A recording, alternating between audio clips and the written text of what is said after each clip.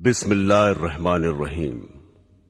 خواتین و حضرات، ٹی وی اور عذاب قبر، مرنے کے بعد کیا ہوگا اور دوزخ کے حالات کیسٹس کی بے پناہ مقبولیت اور کامیابی کے بعد سونک انٹرپرائزز اب پیش کرتے ہیں قیامت کب آئے گی۔ برادران اسلام، آج میں آپ کو رسول کریم حضرت محمد مصطفیٰ صلی اللہ علیہ وسلم کے ارشادات اور پیشن گوئیوں کی روشنی میں قرب قیامت کی چند نشانیوں کے بارے میں گفتگو کرنے جا رہا ہوں، جن میں سے بعض پوری ہو چکی ہیں، کچھ پوری ہو رہی ہیں اور بعض آئندہ پوری ہوں گی۔ حضرت علی رضی اللہ تعالی عنہ فرماتے ہیں کہ رسول خدا صلی اللہ علیہ وسلم نے فرمایا کہ عنقریب لوگوں پر ایسا زمانہ آئے گا کہ اسلام کا صرف نام باقی رہے گا اور قرآن کی صرف رسم باقی رہ جائے گی۔ ان کی مسجدیں نقش و نگار، ٹائل، برقی پنکھوں وغیرہ سے آباد ہوں گی اور ہدایت کے اعتبار سے ویران ہوں گی۔ ان کے علماء آسمان کے نیچے رہنے والوں میں سب سے زیادہ برے ہوں گے۔ ان علماء سے فتنے پیدا ہوں گے اور پھر ان میں واپس آ جائیں گے۔ اسلام کا صرف نام باقی رہے گا، یعنی اسلامی چیزوں کے نام ہی لوگوں میں رہ جائیں گے اور ان کی حقیقت باقی نہ رہے گی، جیسا کہ آج کل نماز، روزہ، زکوٰۃ، حج وغیرہ کے بس نام ہی باقی ہیں اور ان کی حقیقت اور روح اور ادائیگی کے وہ طریقے اور کیفیتیں باقی نہیں ہیں جو رسول خدا صلی اللہ علیہ وسلم سے منقول ہیں، اور کروڑوں مسلمان ان سے کورے ہیں۔ قرآن شریف صرف رسمن ہی پڑھا جاتا ہے، اس کے الفاظ اور خوش الہانی کا تو خیال ہے، مگر اس کے معنی پر غور کرنا اور اس کی منع کی ہوئی چیزوں سے بچنا تو مسلمان کے تصور میں بھی نہیں رہا۔ مسجدیں زیب و زینت سے خوب آراستہ ہیں، دلکش فرش، قیمتی غالیچے، دیدہ زیب فانوس، عمدہ عمدہ ہنڈے اور آرام و راحت کی چیزیں مسجدوں میں موجود ہیں، مگر ہدایت سے خالی ہے۔ مسجدوں میں دنیا کی باتیں، تانے، غیبتیں بے دھڑک ہوتی ہیں اور امام و مؤذن تو مسجدوں کو گھر ہی سمجھتے ہیں۔ علماء کے بارے میں جو یہ ارشاد فرمایا کہ علماء سے فتنہ نکلے گا اور ان میں واپس آ جائے گا، اس کا مطلب یہ ہے کہ علماء بگڑ جائیں گے اور رشد و ہدایت کی راہ چھوڑ دیں گے تو عالم میں فساد ہوگا، اور پھر اس کی زد میں علماء بھی آ جائیں گے، اور یہ بھی مطلب ہو سکتا ہے کہ علماء دنیا داروں اور ظالموں کی مدد کریں گے اور پیسے اینٹھنے کے لیے دنیا کی مرضی کے موافق مسئلے بتائیں گے، اور پھر دنیا دار ہی ان کا مزاج ٹھکانے لگا دیں گے۔ حضرات گرامی، دوسرے انسانوں کی طرح آج کل کے علماء بھی فکر آخرت سے خالی ہو گئے ہیں اور اس فانی زندگی کو اپنے علم کا مقصد بنا رکھا ہے۔ سیاسی لیڈر بننے، شہرت حاصل کرنے، روپیہ کمانے جوڑنے کی دھن میں سرگردہ ہیں، اور موجودہ زمانے کے علماء میں خال خال ہی ایسے ہیں جو اسلام کی تبلیغ کرتے ہوں، ورنہ آج تو علماء کی یہ حالت ہو گئی ہے کہ جلسوں میں گاندھیزم یا نیشنلزم، سوشلزم اور کمیونزم کی اشاعت کرتے ہیں اور ارشادات نبوی کی بجائے مخلوق کے خود ساختہ نظاموں کی طرف دعوت دیتے ہیں۔ حضرت انس رضی اللہ تعالی عنہ فرماتے ہیں کہ رسول اللہ صلی اللہ علیہ وسلم نے ارشاد فرمایا کہ قیامت کی نشانیوں میں ایک یہ بھی ہے کہ لوگ مسجدیں بنا کر فخر کریں گے۔ آج کل یہی حال ہے، اور بقول حضرت ابن عباس رضی اللہ تعالی عنہ، تم ضرور مسجدوں کو یہود و نصار کی طرح سجاؤ گے۔ دل کو منتشر کرنے والے رنگ برنگ کے ٹائل، جھاڑ، فانوس، ہانڈیاں، دل فریب فرش اور بیش بہا پردے، اور دوسرا زیب و زینت اور آرام و راحت کی چیزیں مسجدوں میں موجود ہیں، اور ان دنیاوی چیزوں نے مسجدوں میں پہنچ کر اوقات نماز کے علاوہ مسجدوں کو مقفل کرنے پر مجبور کر دیا ہے، اور حفاظت کے لیے مستقل نگرانوں اور چوکیداروں کی ضرورت پیدا کر دی ہے۔ مسجدیں ان دنیاوی چیزوں سے آباد ہیں اور نمازیوں سے خالی ہیں۔ جو نمازی ہیں وہ مسجدوں میں دنیا کی باتوں میں مشغول رہتے ہیں، مسجدوں میں نہ تعلیمی حلقے ہیں، نہ دینی مشورے ہیں، نہ ذکر و تلاوت سے آباد ہیں، حالانکہ مسجد رسول اکرم صلی اللہ علیہ وسلم اور حضرات خلفائے راشدین کے زمانے میں دین اور دینیات کی ترقی کے کاموں میں اور اس سے متعلق مشوروں کا مرکز تھی۔ ایک روایت میں ہے کہ جب تم اپنی مسجد کو سجانے لگو اور قرآنوں کو دیدہ زیب بنانے لگو تو سمجھ لو تمہاری ہلاکت کا وقت قریب ہے۔ حضور صلی اللہ علیہ وسلم نے ارشاد فرمایا کہ ایک زمانے میں ایسے لوگ ہوں گے جن کی دنیاوی باتیں ان کی مسجدوں میں ہوا کریں گی، تم ان کے پاس نہ بیٹھنا کیونکہ خدا کو ان کی کوئی ضرورت نہیں ہے۔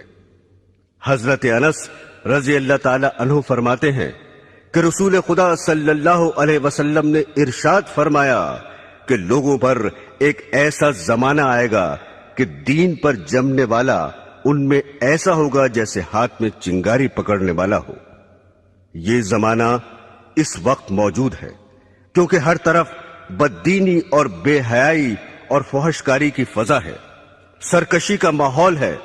اول تو دیندار رہے ہی نہیں، اور اگر کوئی دین پر عمل کرنا چاہتا ہے تو اہل ملک، اہل وطن، عزیز و اقربا آڑے آ جاتے ہیں۔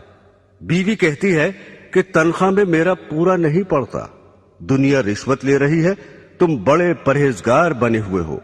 ہم عمر مذاق اڑا رہے ہیں کہ داڑھی رکھ کر ملا بن گئے، جھاڑ سا لگائے پھر رہے ہو، ریل میں یا لاری میں سفر کر رہے ہیں اور ایک شخص نماز پڑھنا چاہتا ہے مگر اس کے لیے نہ ریل ٹھہر سکتی ہے نہ لاری رک سکتی ہے، لیکن اگر کسی کو کچھ دنیاوی نقصان ہو جائے تو سب ہمدردی کے لیے حاضر ہیں۔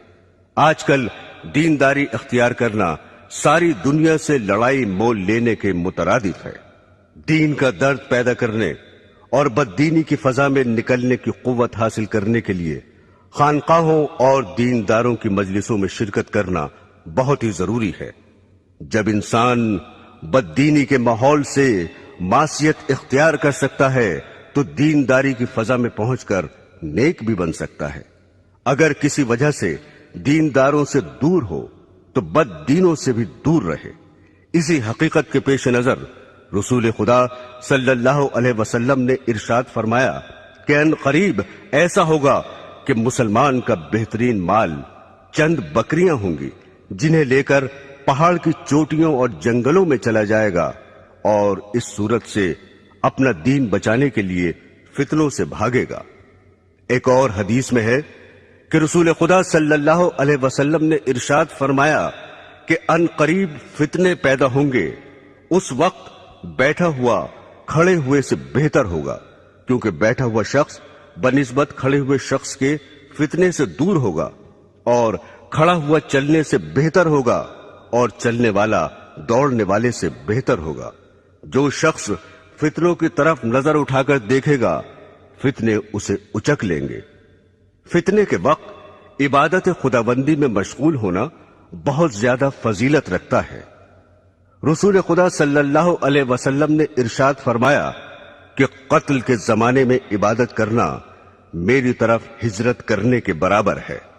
میرے دینی بہنوں اور بھائیوں، حضرت ثوبان رضی اللہ تعالی عنہ فرماتے ہیں کہ ایک مرتبہ رسول خدا صلی اللہ علیہ وسلم نے ارشاد فرمایا کہ ایک ایسا زمانہ آنے والا ہے کہ کفر و باطل کی جماعتیں تمہیں ختم کرنے کے لیے آپس میں ایک دوسرے کو اس طرح بلا کر جمع کر لیں گے جیسے کھانے والے ایک دوسرے کو بلا کر پیالے کے آس پاس جمع ہو جاتے ہیں۔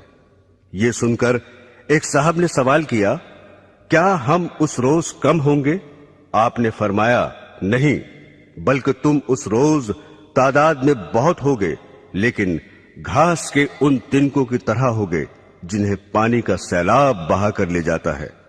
پھر ارشاد فرمایا، خدا ضرور ضرور تمہارے دشمنوں کے دل سے تمہارا روب نکال دے گا، اور یقیناً وہ تمہارے دلوں میں کاہلی اور سستی ڈال دے گا۔ ایک صاحب نے عرض کیا، سستی کا کیا سبب ہوگا؟ اس پر آپ نے ارشاد فرمایا کہ دنیا یعنی مال و دولت سے محبت کرنے لگو گے اور موت کو مکروہ سمجھو گے۔ برسوں سے یہ پیشن گوئی حرف بحرف صادق ہو رہی ہے، اور مسلمان آج اپنی اس حالت زار کو اپنی آنکھوں سے دیکھ رہے ہیں کہ کوئی قوم انہیں نہ عزت و وقت کی نگاہ سے دیکھتی ہے، نہ دنیا میں ان کا رہنا گوارا کرتی ہے۔ ایک وہ بھی زمانہ تھا کہ دوسری قومیں اپنے اوپر مسلمانوں کو حکمراں دیکھنا چاہتی تھیں۔ ایک دور یہ ہے کہ غیر مسلم اقوام مسلمان کو اپنی قلم رو میں رکھنا بھی پسند نہیں کرتی۔ تمام دنیا کے مسلمان ایک ہی وقت میں ایک دم ختم ہو جائیں، یہ تو ہرگز کبھی نہیں ہوگا، جیسا کہ پہلے پیشن گوئی گزر چکی ہے۔ البتہ ایسے واقعات گزر چکے ہیں کہ کسی ملک میں جہاں مسلمان خود حکمراں تھے، انقلاب کے بعد وہ وہاں سے جان بچا کر بھی نہ جا سکے۔ اسپین اس کی زندہ اور مشہور مثال ہے۔ مسلمانوں کو آج ذلت و خواری کا منہ کیوں دیکھنا پڑ رہا ہے، اور کروڑوں کی تعداد میں ہوتے ہوئے بھی کیوں غیروں کی طرف تک رہے ہیں؟ اس کا جواب خود ہادی عالم صلی اللہ علیہ وسلم کے ارشاد میں موجود ہے کہ دنیا کی محبت اور موت کے خوف کے باعث یہ حال ہو رہا ہے۔ جب مسلمان دنیا کو محبوب نہ سمجھتے تھے اور جنت کے مقابلے میں جو موت کے بغیر نہیں مل سکتی، دنیا کی زندگی ان کی نظروں میں کچھ بھی حقیقت نہ رکھتی تھی، اس لیے وہ موت سے ڈرتے نہ تھے۔ حالانکہ تعداد میں کم تھے، لیکن دوسری قوموں پر حکمراں رہے اور اللہ کی راہ میں جہاد کر کے غیروں کے دلوں تک پر حکومت کرنے لگے۔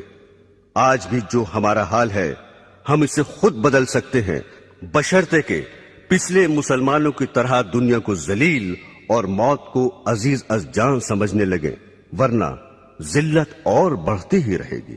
حضرات گرامی، حضرت ابو ہریرہ رضی اللہ تعالی عنہ فرماتے ہیں کہ رسول خدا صلی اللہ علیہ وسلم نے ارشاد فرمایا کہ قیامت کی نشانیوں میں سے یہ بھی ہے کہ علم اٹھ جائے گا، جہالت بہت بڑھ جائے گی، زنا کی کثرت ہوگی، شراب بہت پی جائے گی، مرد کم ہو جائیں گے، عورتیں اس قدر زیادہ ہو جائیں گی کہ 50 عورتوں کی خبرگیری کے لیے ایک ہی مرد ہوگا۔ اس حدیث میں جو کچھ ارشاد فرمایا ہے اس وقت ہو بہو ہو رہا ہے۔ البتہ عورتوں کی ابھی اتنی زیادتی نہیں ہوئی جتنی اس حدیث میں درج ہے، مگر یورپ کی جنگیں ان قریب ہی اس پیشن گوئی کو سچا کر دکھانے والی ہیں۔ حضرت انس رضی اللہ تعالی عنہ فرماتے ہیں کہ رسول خدا صلی اللہ علیہ وسلم نے ارشاد فرمایا کہ قیامت اس وقت تک قائم نہ ہوگی جب تک کہ وقت جلدی جلدی نہ گزرنے لگے۔ پھر اس کی تشریح فرمائی کہ 1 سال 1 ماہ کے برابر ہوگا، اور 1 ماہ 1 ہفتے کے برابر ہوگا، اور 1 ہفتہ 1 دن کے برابر ہوگا، اور 1 دن 1 گھڑی کے برابر ہوگا، اور 1 گھڑی ایسے گزر جائے گی جس طرح آگ کا شعلہ یکا یک بھڑک کر ختم ہو جاتا ہے۔ برادران اسلام، قرب قیامت کی نشانیوں میں سے یہ بھی ہے کہ سود عام ہوگا اور حلال و حرام کا خیال نہ کیا جائے گا۔ حضرت ابو ہریرہ رضی اللہ تعالی عنہ فرماتے ہیں کہ رسول خدا صلی اللہ علیہ وسلم نے ارشاد فرمایا کہ لوگوں پر ایک ایسا زمانہ آئے گا کہ انسان یہ پرواہ نہ کرے گا کہ اس نے حلال حاصل کیا یا حرام لیا۔ بعض لوگ کہہ دیتے ہیں آج کل حلال تو ملتا ہی نہیں، لیکن یہ سمجھنا کہ حلال آج کل ملتا ہی نہیں نفس کا دھوکہ ہے، چونکہ حلال کا دھیان رکھنے کی وجہ سے انسان قیود و حدود میں بندھ جاتا ہے، اور بقول حضرت سفیان ثوری رحمت اللہ علیہ حلال میں فضول خرچی کی گنجائش نہیں ہوتی اور عیش و مستی کی زندگی گزارنے کا موقع نہیں ملتا، اس لیے نفس یہ تعویل سمجھاتا ہے کہ آج کل حلال تو ملتا ہی نہیں، لہذا حرام حلال کا خیال فضول ہے۔ لیکن جن بندوں کے دل میں خدا کا خوف ہے اور جنہوں نے سرور عالم صلی اللہ علیہ وسلم کا فرمان کہ جنت میں وہ گوشت داخل نہ ہوگا جو حرام سے بڑھا ہو، جو گوشت حرام سے بڑھا ہو دوزخ اس کی زیادہ مستحق ہوگی۔ اگرچہ حلال ان کو زیادہ نہیں ملتا اور حلال طلب کرنے والوں کی بسا اوقات دنیاوی ضرورتیں بھی رکی رہتی ہیں، لیکن آخرت کے بے پناہ عذاب سے بچنے کے لیے دنیا کی جلد ہی ختم ہو جانے والی تکلیفوں کا برداشت کرنا ہر عقل مند کے لیے ضروری اور لازمی ہے۔ یہاں یہ بات بھی قابل غور ہے کہ حلال ملنے کی دقت بھی تو خود ہماری ہی پیدا کرتا ہے۔ اگر تقوی اور پرہیزگاری کی طرف لوگوں کا رخ ہو جائے اور سب حلال کمانے کی فکر کرے تو جو مشکلات آج پیدا ہو رہی ہیں وہ کسب حال میں ہرگز پیش نہ آئیں، مگر حال یہ ہے کہ جو دیندار اور پرہیزگار سمجھے جاتے ہیں، برس ہا برس کے نمازی ہیں، وہ بھی کمانے کے سلسلے میں مفتی صاحب کی خدمت میں یہ معلوم کرنے کے لیے نہیں پہنچتے کہ میں یہ تجارت کرنا چاہتا ہوں یا فلاں محکمے میں مجھے ملازمت مل رہی ہے، یہ جائز ہے یا ناجائز؟ حالانکہ شریعت میں ہر محکمے اور ہر معاملے کے احکام موجود ہیں۔ حضرت موسیٰ علیہ السلام کی شریعت کے ساتھ یہود کا یہی معاملہ تھا کہ بعض پر عمل کرتے اور بعض کو پس پشت ڈال رکھا تھا۔ اس حقیقت کو خداوند قدوس نے یوں ارشاد فرمایا ہے، کیا خدا کی کتاب کے ایک حصے پر تمہارا ایمان ہے اور تم اسی کتاب کے کچھ حصوں کا انکار کرتے ہو؟ رسول اللہ صلی اللہ علیہ وسلم نے ارشاد فرمایا کہ لوگوں پر ضرور ایک ایسا دور آئے گا کہ کوئی شخص ایسا باقی نہ رہے جو سود کھانے والا نہ ہو، اور اگر سود بھی نہ کھائے گا تو اسے سود کا دھواں اور بعض روایات میں غبار پہنچ جائے گا۔ یہ پیشن گوئی بھی اس وقت صادق آ رہی ہے۔ بینکوں سے تعلق رکھنے والوں اور بینک کے ذریعے کاروبار چلانے والوں کو اور پھر ان سے شرکت یا ملازمت کے ذریعے روپیہ حاصل کرنے والوں کو شمار کر لو، پھر دیکھو کہ سود سے یا اس کے اثر سے کون بچ رہا ہے۔ برادران اسلام، حضرت ابو ہریرہ رضی اللہ تعالی عنہ فرماتے ہیں کہ رسول خدا صلی اللہ علیہ وسلم نے خدا کی قسم کھا کر ارشاد فرمایا کہ اس وقت تک دنیا ختم نہ ہوگی جب تک لوگوں پر ایسا دن نہ آ جائے گا کہ قاتل کو یہ علم نہ ہوگا کہ میں نے کیوں قتل کیا، اور مقتول یہ نہ جانے گا کہ میں کیوں قتل ہوا۔ کسی نے عرض کیا، ایسا کیوں ہوگا؟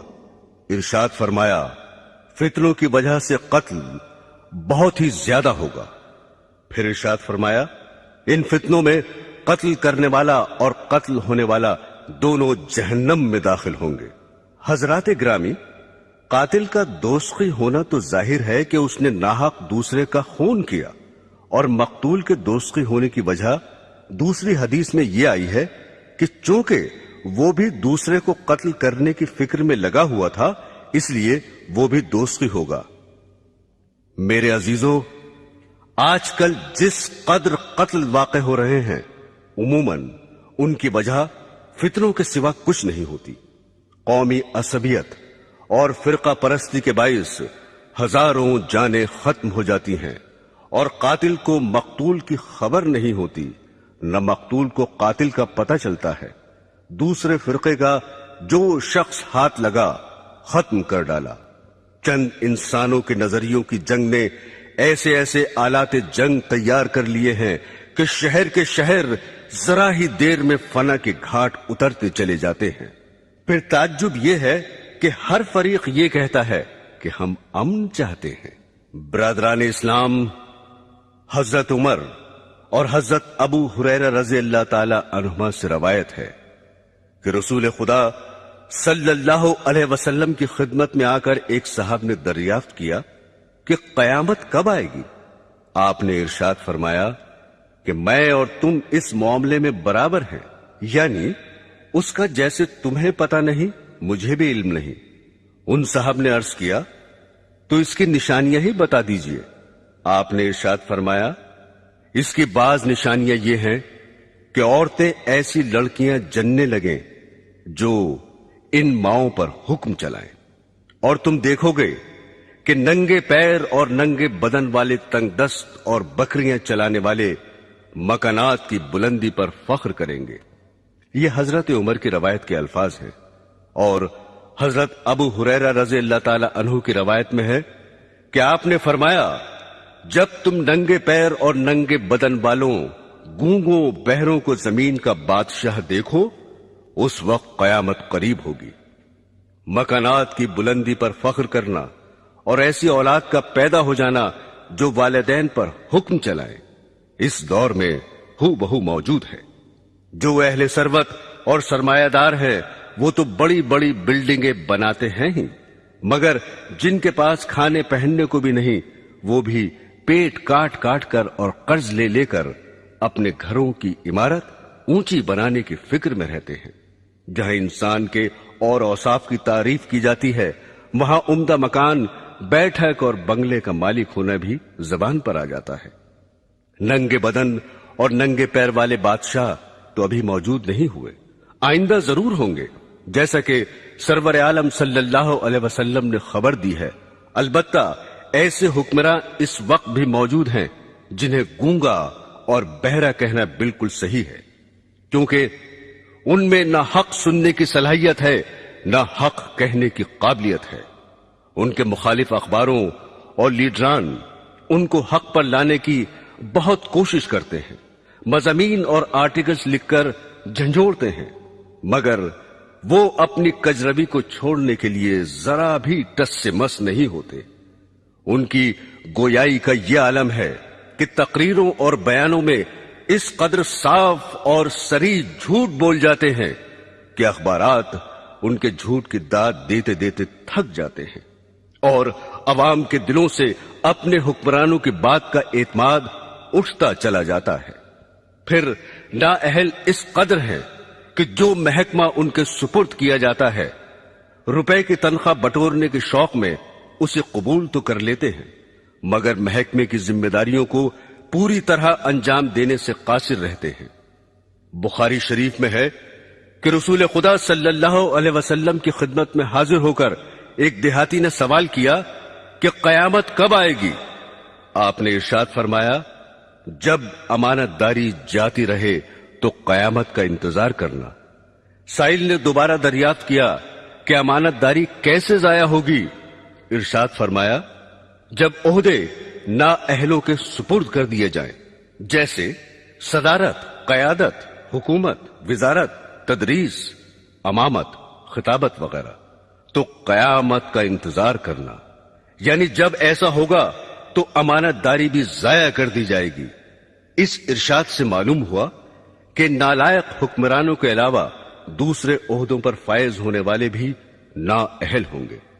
چنانچہ آج کل موجود ہیں فاسق، بخیل، بدکار اور بد اخلاق لوگ بڑے بڑے عہدوں پر فائز ہیں۔ جو لوگ معزز اور اہل عقل سمجھے جاتے ہیں، دولت و ثروت کی وجہ سے انہیں بڑا آدمی کہا جاتا ہے۔ ان کے افعال و کردار بسا اوقات اخباروں میں شائع ہوتے ہیں، تو پتہ چلتا ہے کہ اس دور کے بڑوں کی بدکاری کس درجہ بڑھی ہوئی ہے۔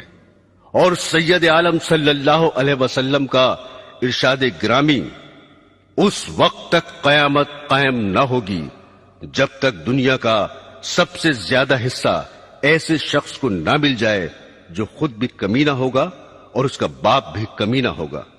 جلد ہی دنیا پر صادق آنے والا ہے۔ اس وقت انسانوں میں بلند اخلاق والے انسان بہت ہی کم ہیں، اور وہ وقت موجود ہے جس کا بخاری شریف میں ذکر ہے کہ رسول خدا صلی اللہ علیہ وسلم نے ارشاد فرمایا کہ لوگ یکے بعد دیگرے ختم ہوتے جائیں گے اور بیکار لوگ رہ جائیں گے، جیسے ردی، جو یا کھجور کا کوڑا رہ جاتا ہے، خدا ان کی ذرا پرواہ نہ کرے گا۔ فرمایا نبی کریم صلی اللہ علیہ وسلم نے کہ میرے رب نے مجھے تمام جہانوں کے لیے رحمت اور ہادی بنا کر بھیجا ہے، اور مجھے حکم دیا ہے کہ گانے بجانے کا سامان اور بت اور صلیب اور جاہلیت کی چیزوں کو مٹا دو۔ حضرات گرامی، آج کل گانا بجانا زندگی کا اہم جزء بنا ہوا ہے، اور ازدواجی زندگی کا معیار بھی اس قدر بدل گیا کہ شوہر و بیوی کے انتخاب کے لیے دیندار اور خدا ترس ہونا نہیں دیکھا جاتا، بلکہ مرد نازنین رقاصہ ڈھونڈتا ہے اور بیوی کو ہیرو درکار ہوتا ہے۔ مال و زر کی ہوس میں شریف زادیاں خاندانی عزت کو خاک میں ملا کر سٹیج پر آ رہی ہیں۔ کمپنی کے ایجنٹ اور دلال بہلا پھسلا کر انہیں تباہ و برباد کرتے ہیں۔ ایک ایکٹریس اپنے حسن کے جنون میں ہر وہ حرکت کر گزرتی ہے جو نہیں کرنی چاہیے۔ جب پوسٹروں اور اخباروں میں اس کا تعارف کرایا جاتا ہے اور اس کے رقص کی تعریف کی جاتی ہے تو اس کا دل اور بڑھتا ہے اور بے حیائی کے اور زیادہ مراتب طے کرتی چلی جاتی ہے۔ ضرورت زمانہ کو دیکھ کر اب تو بعض اسکولوں میں بھی رقص کی باقاعدہ تعلیم دی جا رہی ہے۔ ریڈیو گھر گھر اچھی باتیں اور عمدہ اخلاق کی تعلیمات پہنچانے کا بہترین ذریعہ ہے، مگر اس میں بھی اچھی تقریریں کبھی کبھی ہوتی ہیں اور گانے ہر وقت ہوتے رہتے ہیں۔ افسوس کہ اس دور کے ذمہ دار انسان بھی اصلاحی پروگراموں کو لے کر آگے نہیں بڑھتے، اور مزید تعجب یہ ہے کہ جو اسلامی اسٹیٹ کہلاتی ہیں وہاں بھی گانے بجانے، عیش و آرام کے آلات، تھیٹر اور سنیما پر کوئی پابندی نہیں ہے۔ حضرت ابو ہریرہ رضی اللہ تعالی عنہ فرماتے ہیں کہ رسول خدا صلی اللہ علیہ وسلم نے ارشاد فرمایا کہ دوستیوں کے دو گروہ پیدا ہونے والے ہیں جنہیں میں نے نہیں دیکھا کیونکہ وہ ابھی پیدا نہیں ہوئے۔ پھر اس کی تشریح کرتے ہوئے فرمایا کہ ایک گروہ تو ایسا پیدا ہوگا جو بیلوں کی دموں کی طرح لمبے لمبے کوڑے لیے پھریں گے اور ان سے لوگوں کو مارا کریں گے، صبح شام اللہ کے غصے اور ناراضگی و لعنت میں پھرا کریں گے۔ دوسرا گروہ ایسی عورتوں کا پیدا ہوگا جو کپڑے پہنے ہوئے بھی ننگی ہی ہوں گی، غیر مردوں کو اپنی طرف مائل کریں گی اور خود بھی ان کی طرف مائل ہوں گی۔ ان کے سر اونٹوں کی جھکی ہوئی پشتوں کی طرح ہوں گے، نہ جنت میں داخل ہوں گی نہ جنت کی خوشبو سونگھیں گی، حالانکہ بلا شک و شبہ اس کی خوشبو اتنی دور سے آتی ہے۔ برادران اسلام، اس حدیث میں دو پیشن گوئیاں مذکور ہیں۔ ایک ظالم گروہ کے بارے میں ہے کہ کچھ لوگ کوڑے لیے پھریں گے اور لوگوں کو ان سے پیٹا کریں گے، یعنی اقتدار کے نشے میں ضعیفوں اور بے کسوں پر ظلم کریں گے اور بلا وجہ خامخواہ عام پبلک کو ستائیں گے۔ دوسری پیشن گوئی عورتوں کے حق میں ارشاد فرمائی ہے کہ آئندہ زمانے میں ایسی عورتیں موجود ہوں گی جو کپڑے پہنے ہوئے ہوں گی لیکن پھر بھی ننگی ہوں گی، یعنی اس قدر باریک کپڑے پہنیں گی کہ ان کے پہننے سے جسم چھپانے کا فائدہ حاصل نہ ہوگا، یا کپڑا باریک تو نہ ہوگا مگر چست ہونے اور بدن کی ساخت پر کس جانے کی وجہ سے اس کا پہننا اور نہ پہننا برابر ہوگا۔ اور آج کل تو چست ہونے کے ساتھ بدن کا ہم رنگ ہونا بھی داخل فیشن ہو چکا ہے۔ چنانچہ گندمی رنگ کے ایسے موزے داخل لباس ہو چکے ہیں جن کا پیر سے اوپر کا حصہ پنڈلی پر کھال کی طرح چپکا ہوا ہوتا ہے۔ بدن پر کپڑا ہونے اور اس کے باوجود بھی ننگا ہونے کی ایک صورت یہ بھی ہے کہ بدن پر صرف تھوڑا سا کپڑا ہو اور بدن کا بیشتر حصہ اور خصوصاً وہ اعضاء کھلے رہیں جن کو باحیا عورتیں غیر مردوں سے چھپایا کرتی ہیں، جیسا کہ یورپ اور ایشیا کے بعض شہروں میں ایسا لباس پہننے کا رواج ہے کہ صرف گھٹنوں تک قمیض ہوتی ہے، آستینیں موڑھے سے صرف 2-4 انچ ہی بڑی ہوتی ہیں، پنڈلیاں بالکل ننگی ہوتی ہیں اور سر بھی دوپٹے سے خالی ہوتا ہے۔ پھر فرمایا کہ یہ عورتیں مردوں کو اپنی طرف مائل کریں گی اور خود ان کی طرف مائل ہوں گی، یعنی ننگا ہونے کا رواج مفلسی کی وجہ سے نہ ہوگا بلکہ ان کی نیت مردوں کو بدن دکھانا اور ان کا دل لبھانا مقصود ہوگا، اور لبھانے کا دوسرا طریقہ یہ اختیار کریں گی کہ اپنے سروں کو جو دوپٹوں سے خالی ہوں گے مٹکا کر چلیں گی، جس طرح اونٹ کی پشت کا بالائی حصہ تیز رفتار کے وقت زمین کی جانب جھکا رہتا ہے۔ اونٹ کی پشت سے تشبیہ دینے سے یہ بھی بتایا کہ بال پھلا پھلا کر اپنے سروں کو موٹا کریں گی۔ پھر فرمایا کہ ایسی عورتیں جنت میں داخل نہ ہوں گی بلکہ اس کی خوشبو تک نہ سونگھیں گی۔ शरीयत इस्लामिया ने जिनाकारी से भी रोका है और ऐसी चीजों से भी रोका है जो जिना की तरफ बुलाने वाली हैं। हत्ता कि उसको भी जिना फरमाया है कि कोई औरत तेज खुशबू लगाकर मर्दों पर इसलिए गुजरे कि मर्द उसकी खुशबू सूंघ लें। बरादरान इस्लाम, किसी हादसे और वाक़े का कयामत की अलामतों में से होने का यह मतलब नहीं कि कयामत के बिल्कुल ही करीब हो, बल्कि मतलब यह है कि कयामत से पहले उसका वजूद में आ जाना जरूरी है। इसलिए आ हजरत सल्लल्लाहु अलैहि वसल्लम ने बहुत से हवादिस व वाक़यात के बारे में यह फरमाया कि कयामत उस वक्त तक कायम ना होगी जब तक ऐसा ना हो जाए। अब मैं वो हवादिस व वाक़यात बयान करता हूं जो उमूमन कयामत के करीब तर जमाने में जाहिर होंगे। रसूल खुदा सल्लल्लाहु अलैहि वसल्लम ने फरमाया कि ईसाइयों से सुलह करोगे जो अमन वाली सुलह होगी। तुम और ईसाई आपस में मिलकर एक दूसरी ईसाई जमात से जंग करोगे। इस जंग में तुम्हारी फतेह होगी, माल गनीमत हाथ लगेगा और सही सालिम वापस आकर बड़े बड़े टीलों वाले मैदान में ठहरोगे जहां दरख्त बहुत होंगे।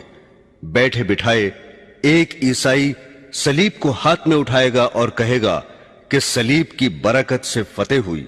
ये सुनकर एक मुसलमान को गुस्सा आ जाएगा और उससे सलीब छीनकर तोड़ डालेगा। यह हाल देखकर ईसाई सुलह को तोड़ देंगे और मुसलमानों से जंग करने के लिए जमा हो जाएंगे। मुसलमान भी अपने हथियार ले दौड़ेंगे और ईसाइयों से जंग करेंगे। इस जंग में मुसलमानों का बादशाह शहीद हो जाएगा और दूसरे मुल्कों की तरह मुल्क शाम में भी ईसाइयों की हुकूमत हो जाएगी और जिस ईसाई जमात से मुसलमानों के साथ मिलकर पहले जंग की थी उससे अब ये ईसाई सुलह कर लेंगे। इस जंग में जो मुसलमान बचेंगे वो मदीने में चले जाएंगे और खैबर के करीब तक ईसाइयों की हुकूमत हो जाएगी। हजरात ग्रामी, जब मुसलमान हर तरफ से घिर जाएंगे और उनकी हुकूमत सिर्फ मदीना मुनव्वरा से खैबर तक रह जाएगी तो वो हजरत इमाम मेहदी अलैहिस्सलाम की तलाश में लग जाएंगे। हजरत इमाम मेहदी अलैहिस्सलाम उस वक्त मदीने में होंगे और इमामत का बार उठाने से बचने के लिए मक्का मुकर्रमा चले जाएंगे। मक्का के बाज बाशिंदे उन्हें पहचान लेंगे और उनके पास आकर मकान से उन्हें बाहर लाएंगे और उनसे जबरदस्ती बैत यानी खिलाफत कर लेंगे, हालांकि वो दिल से ना चाहते होंगे। ये बैत मकाम इब्राहिम और हजर अस्वद के दरमियान होगी। गालिबन हजरत इमाम को तवाफ करते हुए बैत पर मजबूर किया जाएगा। जब हजरत इमाम मेहदी अलैहिस्सलाम की खिलाफत की खबर मशहूर होगी तो मुल्क शाम से एक लश्कर आपसे जंग करने के लिए चलेगा और आपके लश्कर तक पहुंचने से पहले ही मकाम बेदा में, जो मक्का और मदीना के दरमियान है, जमीन में धंसा दिया जाएगा। इस वाक़े की खबर सुनकर शाम के अब्दाल और इराक के परहेजगार लोग आपकी खिदमत में पहुंच जाएंगे। आपके मुकाबले के लिए एक कुरैशी नस्ल शख्स कबीला बनी कल्ब के मर्दों का एक लश्कर भेजेगा। कबीला बनी कल्ब में उस शख्स की ननिहाल होगी। उस कबीले से हजरत मेहदी अलैहिस्सलाम का लश्कर जंग करेगा और गालिब रहेगा। हजरत इमाम मेहदी अलैहिस्सलाम के ज़ुहूर के बारे में रसूलुल्लाह सल्लल्लाहु अलैहि वसल्लम ने फरमाया कि इस उम्मत पर एक जबरदस्त मुसीबत आएगी और इंसान जुल्म से बचने के लिए कोई पनाह की जगह ना पाएगा। उस वक्त खुदा मेरी नस्ल और मेरे खानदान में से एक शख्स पैदा फरमाएगा और उसके जरिए जमीन को अदल और इंसाफ से भर देगा, जिस तरह कि वो उससे पहले जुल्म और ज्यादती से भरी हुई होगी। यानी उनसे पहले लोगों में अदल और इंसाफ नाम को ना होगा, हर जगह जुल्म ही जुल्म छाया होगा और उनके आने पर सारी दुनिया इंसाफ से भर जाएगी। फिर फरमाया कि उनके अदल से आसमान वाले और जमीन वाले सब राजी होंगे और اس زمانے کی نیکیوں اور عدل و انصاف کا یہ نتیجہ ہوگا کہ آسمان ذرا سا پانی بھی برسائے بغیر نہ چھوڑے گا اور خوب موسلادھار بارشیں ہوں گی. زمین بھی اپنے اندر سے تمام پھل پھول غلے اور ترکاریاں اگا دے گی، حتیٰ کہ اس قدر ارزانی اور غذاؤں کی بہتات ہوگی کہ زندہ لوگ مردوں کی تمنا کرنے لگیں گے کہ کاش ہمارے دوست احباب عزیز اور اقربا بھی زندہ ہو جاتے تو اس عیش اور خوشی کے زمانے کو دیکھ لیتے. حضرت امام مہدی علیہ السلام کے زمانے میں مال اس قدر کثیر ہوگا کہ ان سے اگر کوئی مال طلب کرے گا تو لپ بھر بھر کر اس کے کپڑے میں اتنا ڈال دیں گے جتنا وہ اٹھا کر لے جا سکے گا. ابو داؤد شریف کی ایک روایت میں ہے کہ مہدی علیہ السلام نبی اکرم صلی اللہ علیہ وسلم کے طریق زندگی پر چلیں گے اور ان کے زمانے میں ساری زمین پر اسلام ہی اسلام ہوگا. حضرت مہدی علیہ السلام 7 برس حکومت کریں گے، پھر وفات پا جائیں گے اور مسلمان ان کی نماز جنازہ پڑھیں گے. برادران اسلام، حضرت مہدی علیہ السلام کو کفار سے کئی جنگیں کرنی پڑیں گی. حضرت مکہ سے چل کر مدینہ تشریف لے جائیں گے اور سید